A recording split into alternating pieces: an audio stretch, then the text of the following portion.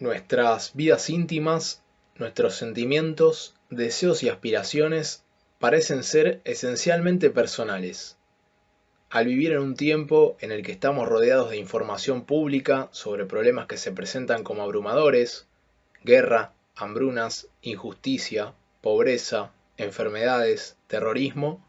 nuestros estados mentales, las experiencias subjetivas y las relaciones íntimas se ofrecen quizás como el único lugar donde encontrar nuestros yoes privados reales.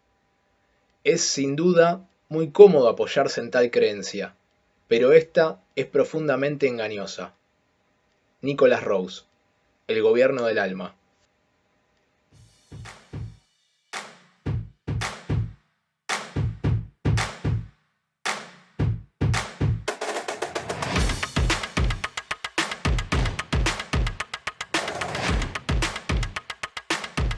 Bueno, el podcast de Rompiendo Esquemas de hoy tiene que ver con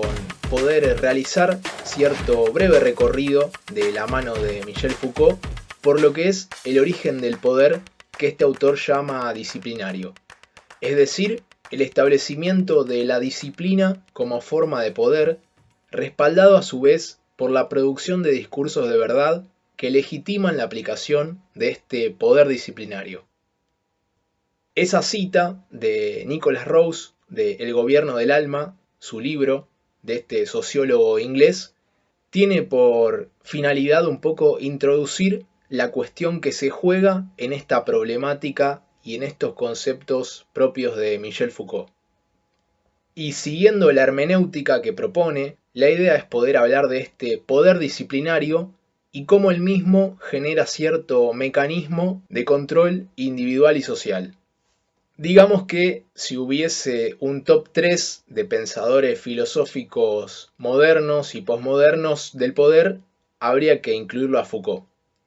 Y también podemos decir que la noción de poder en su obra es transversal a lo largo de todos sus desarrollos, en la medida en que, digamos, para Foucault, en cierto sentido, todo es poder. Todo es político, podríamos decir siguiendo sus lecturas. Porque la subjetividad misma, por cómo la concibe, está compuesta de relaciones de poder y de resistencias, de discursos que ejercen efectos en los cuerpos y de resistencias de los cuerpos a esos discursos. A su vez, de esa materia está hecho lo que él en su momento va a proponer en una reminiscencia, en una referencia al mundo griego, y esa noción de epimeleia eatou, que tenía que ver con el cuidado de sí mismo o el gobierno de sí. Ese producirse a sí mismo en tanto subjetividad cual obra de arte. Toda una serie de ejercicios siempre implicados con saberes y verdades como rebelión contra determinados saberes y verdades, que van a terminar teniendo efectos en otra noción muy importante en sus desarrollos, que es el cuerpo, la corporalidad. Pero para poder abordar la idea o el concepto de poder disciplinario, estaría bien traer la idea de disciplina, porque es la que respalda y caracteriza a esta forma de poder que Foucault desarrolla, y que se va a materializar justamente en la forma de instituciones disciplinarias que se caracterizan, va a plantear Foucault, por surgir y por aparecer con el advenimiento de la modernidad, en un contexto que introducía cierta búsqueda de orden y la utilización de la vigilancia, el castigo y la recompensa, siempre con pretextos, para decirlo de alguna manera. El pretexto de educar, de reeducar, de insertar o de reinsertar, de curar, de rehabilitar, el pretexto de modificar conductas. Pero va a plantear Foucault, por cómo postula sus desarrollos, con una finalidad subyacente diferente: homogeneizar conductas alternativas, homogeneizar conductas divergentes, o capaz la palabra más justa sería homogeneizar conductas anormales, desviadas. Justamente algo central es que la aplicación de este poder disciplinario va a respaldarse en saberes, saberes establecidos como verdades a partir de determinados formatos que le van a dar valor de verdad y van a legitimar esos saberes como verdaderos. Entonces tenemos un poder que tiene razones para efectivizarse. No se trata de algo arbitrario o de la letra de la ley porque sí, sino que se trata de un poder que va a estar, por decirlo de algún modo, justificado por saberes. Pero a su vez, antes de seguir avanzando, como habíamos mencionado, es propio darle el verdadero lugar que tiene todo esto, por cómo lo plantea justamente el autor francés, que tiene que ver con nombrar que es necesario tener en cuenta la perspectiva histórica para entender estas cuestiones, para entender el surgimiento del poder disciplinario. Cierta historia política de los cuerpos. Es decir, que el poder disciplinario que teoriza se entiende a las luces del contexto en el que es posible que se produzca. El poder disciplinario, entonces, es propio de la modernidad. Es posterior al medioevo y naciente a la par como un proceso propio de ese famoso siglo de las luces. Aunque ya antes Foucault dice que hay determinadas prácticas propias del poder disciplinario que va a alcanzar su esplendor justamente a partir del siglo XVIII con este auge de la razón como esa facultad que venía a iluminar la oscuridad, de ahí el siglo de las luces. La ciencia se erige rápidamente como el formato que viene a ser el formato dueño de proponer, de decir cuál es esa verdad que ahora se vuelve incuestionable. Ahí donde antes la verdad incuestionable tenía el formato de lo divino, de lo teológico. Se trataba de la voluntad divina explicando el orden de las cosas, el orden de la realidad. Pero, ¿qué saberes podemos nombrar entonces como para ejemplificar y bajar a tierra esas fundamentaciones del poder disciplinario? Bueno, podemos nombrar por ejemplo a la medicina, a la abogacía, a la pedagogía, a la psiquiatría, como algunos discursos que emergen y que empiezan a tener valor de saber y de verdad con la modernidad. Y acá cobra sentido entonces la famosa frase de saber es poder, que tiene justamente su razón de ser en que el saber, o sea, la producción de discursos sobre una materia, va a generar, a partir de esta nueva era donde la razón está en el centro, el despliegue del paradigma científico ya desde sus comienzos, y por los fundamentos mismos de este paradigma que justifica, que da razones para ese conocimiento que da a luz, va a haber una posibilidad de control. Una posibilidad de control que va a ser justamente inherente a la producción de estos saberes con estatuto de verdad. De esta manera es que la idea es desarrollar el surgimiento del poder disciplinario dentro de los ámbitos y contextos que dieron lugar a su desarrollo, a través de procesos que podemos caracterizar como de individualización y sujeción, tomando lo que Foucault expone sobre todo en el poder psiquiátrico, que es un curso que dictó entre 1973 y 1974, como también en Vigilar y Castigar, y a su vez la idea es también traer el trabajo de Carolina Kibudi, Poder Disciplinario, Libertad y Tiempo. Entonces, en ese curso que Foucault dio en el Collège de France entre 1973 y 1974, muy interesante, Foucault expone el concepto de poder disciplinario, considerando a este poder como un poder existente dentro de nuestra sociedad. Pero para recapitular, ¿en qué consiste este poder? Podemos comenzar diciendo que se trata de un poder que no recae sobre una persona en particular, así como era ese poder soberano medieval que se manifestaba en la relación del rey con sus súbditos con una forma muy negativa, una forma relacionada a lo permitido y a lo prohibido, una forma en que quedaba bien clara cierto vector de aplicación, el poder de arriba hacia abajo, del soberano hacia sus súbditos, sino que el poder disciplinario va a actuar de una manera más bien silenciosa y sin necesidad del establecimiento de leyes escritas que lo proclamen. Foucault dice, el poder disciplinario es un poder discreto, repartido, un poder que funciona en red y cuya visibilidad solo radica en la docilidad y la sumisión de aquellos sobre quienes se ejerce en silencio. Es, entonces, una nueva forma de fuerza, digamos, caracterizada no por la violencia física y lo explícito, sino más bien por una actitud de sumisión que hace a la vez de sustento y encarnación de ese poder.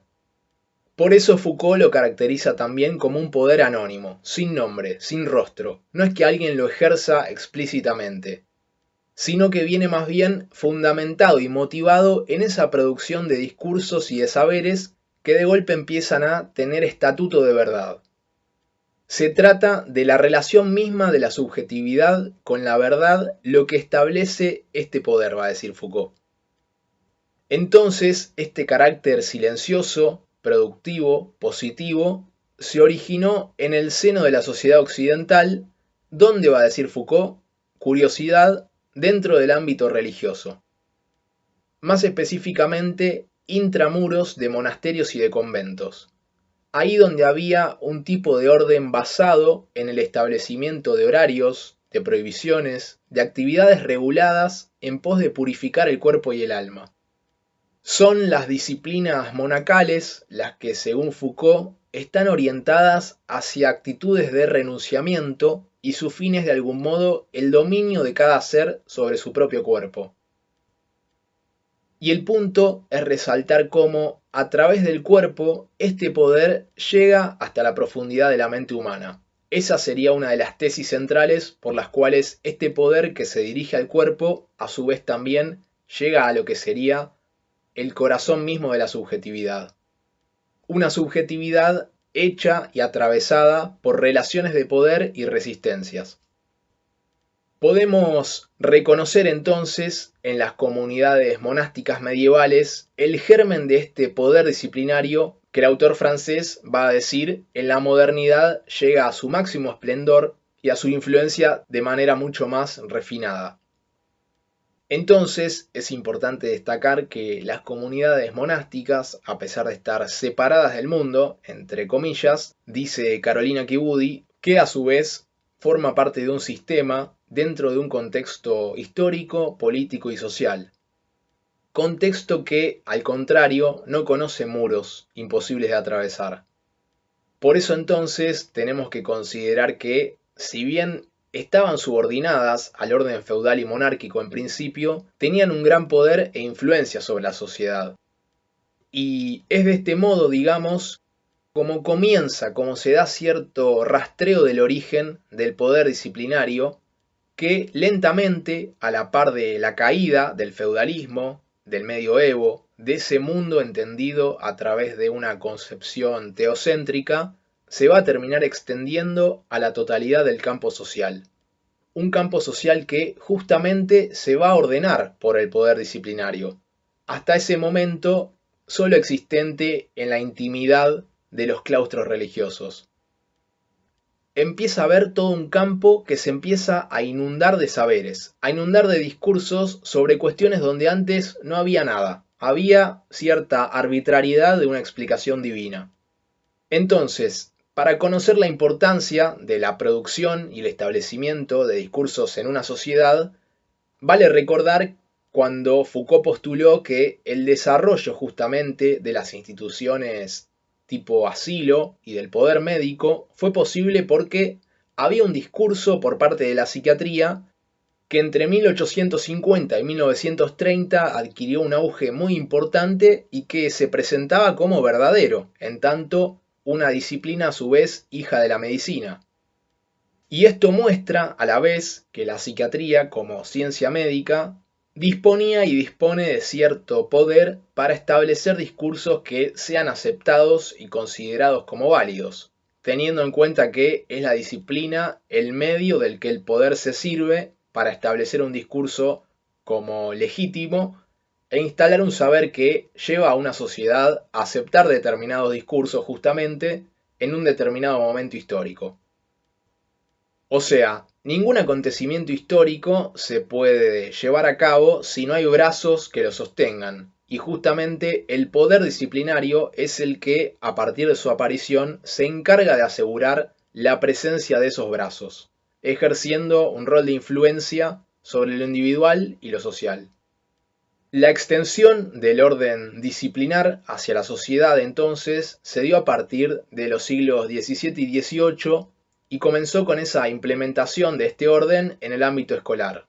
Es decir, a partir de la creación de comunidades de enseñanza surgidas de esa comunidad religiosa, que a su vez sentó las bases de la relación tiempo, progreso, disciplina, que también después va a aparecer en otros ámbitos, como por ejemplo el militar. Así es como de algún modo la cuestión de la disciplina aparece con un lugar central en lo que viene a ser la modelación de la subjetividad en la modernidad. Entonces, para ejemplificar el funcionamiento de este poder disciplinario, un poder productivo, un poder que a través de la creación de saberes y discursos va a generar subjetividad, va a generar una norma a partir de la cual se va a observar la realidad y a la subjetividad, digamos, Foucault toma la idea del panóptico, que la trae de Jeremy Bentham, que ya en 1791 había creado o dado a luz a su creación, que tenía que ver con una prisión, una cárcel, que en el centro tiene una torre circular desde donde se puede ver a cada preso en su celda, pero los presos no pueden ver quién está dentro de ese observatorio central. Esto permitía entonces que se instale dentro de esta torre un vigilante que constituía cierta especie de ojo omnipresente que miraba a todas las celdas a la vez, a partir de la posibilidad de que siempre haya alguien observando, aun cuando la torre estuviese vacía, porque justamente la idea es que desde esa torre se puede ver hacia afuera, pero uno no puede ver hacia adentro, así como cuando hay vidrios espejados o polarizados. Este modelo entonces del panóptico refleja esa anonimidad que caracteriza a este poder disciplinario, que empezaba ya a generar esa distribución espacial, por ejemplo en las cárceles, en las escuelas, en los conventos, que estaba diseñada estratégicamente para ese óptimo control, un óptimo ejercicio del poder donde la disciplina organiza cierto espacio analítico, va a decir Foucault. Entonces, cabe también remarcar que fue muy importante el tema de la escritura, porque mediante la escritura, el registro, el archivo, otra forma más sofisticada va a ser también el examen, se pudo ejercer un control mucho más específico y minucioso a través de ese registro de cada individuo en particular. A su vez, otra ejemplificación que tiene que ver con este poder remite al diseño y a la lógica que tiene el hospital psiquiátrico. Un espacio donde de entrada lo que hay planteado, dice Foucault, es una relación asimétrica entre médico y paciente. Dentro del espacio del asilo, la regulación de los tiempos y actividades permite la observación por parte del médico para poder realizar un estudio objetivo del paciente. Pero a la vez hay que tener en cuenta que en el espacio de la institución psiquiátrica la locura no se presenta solamente como una enfermedad, va a decir, sino también como una amenaza, como una fuerza que es preciso justamente controlar. Este poder disciplinario que ordena, que vigila, que aplica técnicas, que estudia, que registra, justamente todo aquello que se va a alejar de lo que es la norma lo va a caracterizar, lo va a etiquetar como desviado. Lo va a incluir, si se quiere, en el campo de lo desordenado, en el campo de lo anómalo. Por eso es que se establece toda una lucha de fuerzas entre el médico, que junto con su staff, digamos, junto con los vigilantes, los enfermeros, los asistentes, conforman cierta unidad de poder. Y por otro lado va a quedar el enfermo, el loco, el observado, el estudiado. Pero la idea también es justamente esa lucha de fuerzas. Una lucha que, mediante tácticas y estrategias, va a ser encauzada con el fin de lograr la curación. La curación entonces entendida en esta institución en términos de fuerzas, de un combate. Bueno, después de este pequeño recorrido por el surgimiento y el origen del poder disciplinario para Foucault y cierta caracterización, ciertos ejemplos de cómo se da, porque no hay una definición unívoca y acabada de este tipo de poder, la idea es dejar como una especie de atención en el punto de que La disciplina se va a extender de ese comienzo intramuros en los claustros religiosos hacia toda la sociedad. Va a ser reemplazando en cierto punto al poder del soberano, un poder vertical, explícito y lineal, fácil de comprender, si bien no es que ese poder deja de estar por completo, va a ser en cierta medida superado por este poder que tiene cierta vocación positiva, un poder que produce subjetividad, un poder que a partir de la disciplina genera una norma, genera un saber, genera un estudio y justamente se respalda en determinado paradigma científico